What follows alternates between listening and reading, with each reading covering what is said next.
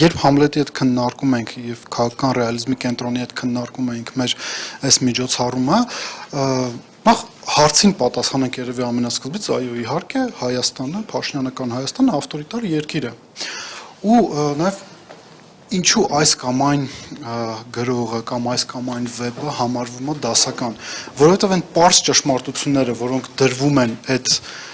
վեպի մեջ, իր ստեղծագործության մեջ, իրենք մեր կյանքում շատ դեպքերում հանդիպում են, ու էլի երբ որ Համլետի հետ քննարկում ենք, ասում եմ Հայաստանում այն ինչ տեղի է ունենում, սա դասական ավտորիտարիզմի դրսևորում է ու ընտրություններով տեղի ունեցած է, դրա ամենավառ վկայություններից մեկն է։ Ինչ են ասում են նույն ԲՀԿ-ի 60,000 ձայնի մասին կամ ընդհանրապես ընդդիմության ձայների մասին։ Չեն հավատում, որ մարդիկ գնացել են իրենց կամքով քվեարկել են, ասում են կաշառք են տվել։ Այ եթե կաշառքը չլիներ, չէին քվեարկել։ Ես ինչու եմ այստեղ դասական գրողների մասին հիշում, ուրեմն հենց այս փուլում էր վերընթերցում էի Մարկեսի պատրիարքի մենությունը, ուրեմն տեսեք, այնց հետաքրքիր մի այստեղ ձևակերպում կա։ Դեռ կոնտեքստը մի փոքր ներկայացնեմ, նմանակը իր մահանում է, գրոհում են թագավորական պալատները եւ ուրեմն շարունակությունը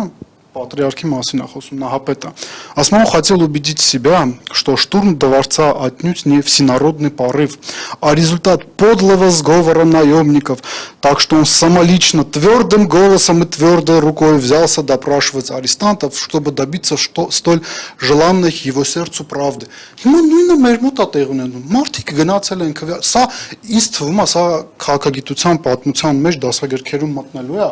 Սենց բան ես ուրիշ տեղ չեմ տեսել, որ ասեն ընդդիմությունը կաշառք է բաժանել։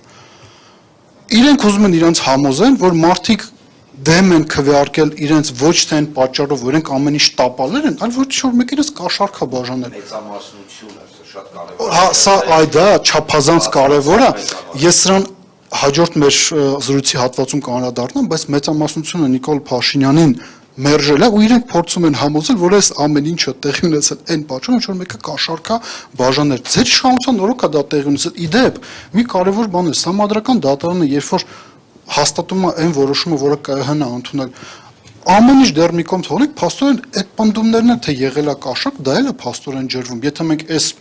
տրամաբանությամբ էլ շարժվում ենք,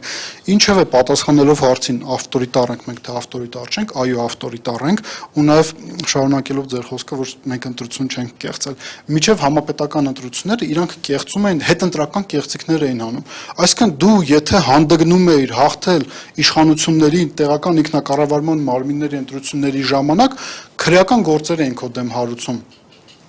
Վանաձորից միջև Վեդի, միջև Գյումրի բազմաթիվ են այդ օրինակները։ Իսկ հիմա իրանք գնացին աննախադեպ մի բան է, իսկապես 60,000 քվե ուղակի չեղարկեցին, գողացան ԲՀԿ-ի մանդատները, դա փաստ է, ինձ թվում է այստեղ քննարկելու, առարկելու հարցեր սրա վերաբերյալ չկա, բայց ինչպես նշեց պարոն Աբովյանը, ընտրողների մեծամասնությունը դեմ է քվեարկել Նիկոլ Փաշինյանին։ Ու իմ տպավորությամբ ընդդիմությունը մինչ այս պահը այս փաստը ամբողջությամբ չի գնահատել ճիշտ, թե ինչ լուրջ խաղաթուղթ է իրանց տվել Հայաստանի Հանրապետության քաղաքացին եւ հայ ընտրողը։